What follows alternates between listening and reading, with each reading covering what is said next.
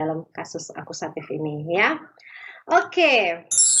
Nah, jadi dalam kasus akusatif ini fokus kita ya, kata bendanya menjadi objek dalam kalimat ya. Tentu ada kata kerja dalam kalimat tersebut ya, makanya benda menjadi objek. Ya, kalau yang lalu nominatif, benda menjadi subjek. Ya, paham ya? Nah, kali ini rumusnya ya, there atau perubahannya ya. There dalam kasus nominatif ya, maskulin there, dalam kasus akusatif menjadi then. Itu artinya. Kalau bestimce artikel ya, artinya artikel tertentu, berarti artinya itu. Ya.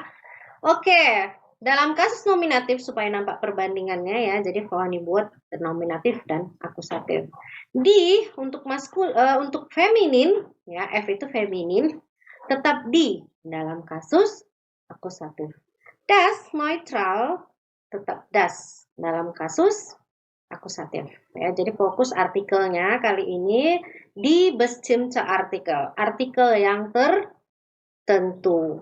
Der ini harus dihafal ya. Der menjadi den, di menjadi tetap di ya, das tetap das. Nah, ini penting ya. Jadi setiap kata benda itu ada artikelnya. Ya, dalam kasus nominatif der, dalam kasus akusatif den. Itu saja yang berubah untuk artikel. Ya, di das itu tetap di dan das dalam kasus akusatif. Ya, paham ya? Fokusnya dia menjadi den. Ya, jadi perubahannya pada kata benda. Oke. Nah, sekarang kita masuk ke contoh kalimat ya. Das ist der Bleistift. Ya, itu ya pensil. Ya, ini masih dalam kasus nominatif. Das ist der Bleistift. Itu pensil. Ya, itu adalah pensil sama saja ya. Hat dan Bleistift. Ini baru kemudian masuk kasus akusatif. Kita artikannya. Hat dia memiliki pensil itu. Bestimmte berarti artikelnya itu ya. Artikel tertentu itu. Pensil itu. Ya, der dalam kasus nominatif menjadi den Bleistift. Ya, karena ada kata kerja hat. Hat dia memiliki pensil itu. Hanya disebut kasus akusatif. Ya, itu dia. Die Tasche ist sehr teuer. Tas itu sangat mahal. Die Tasche di sini sebagai subjek. Ya, makanya dia ini disebut dalam kasus nominatif, kata bendanya. Fokusnya kata benda ya, kata bendanya menjadi subjek. Nah, kalimat berikutnya ich kaufe die Tasche. Ini dalam kasus akusatif. Karena die Tasche di sini sebagai objek. Mana kata kerjanya? Kata kerjanya adalah kaufe. Ich sebagai subjek. Ich kaufe. Saya membeli tas itu.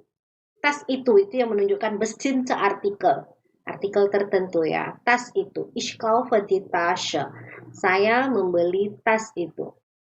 Die Tasche di sini sebagai objek. Makanya disebut kasus akusatif ya. Das ist das Buch. Itu buku ya. Disebut nominatif ya. Jadi bendanya ini tidak sebagai objek ya. Nah, sekarang kita lihat dia sebagai objek. Er liest das Buch. Dia membaca buku itu. Di sini sebagai kasus akusatif kata bendanya. Karena ada kata kerja list dari lesen. Subjeknya er, makanya menjadi er liest. Dia membaca buku itu. Bestimmte artikel ya, buku itu. Ya, ini dia untuk bestimmte artikel im akusatif.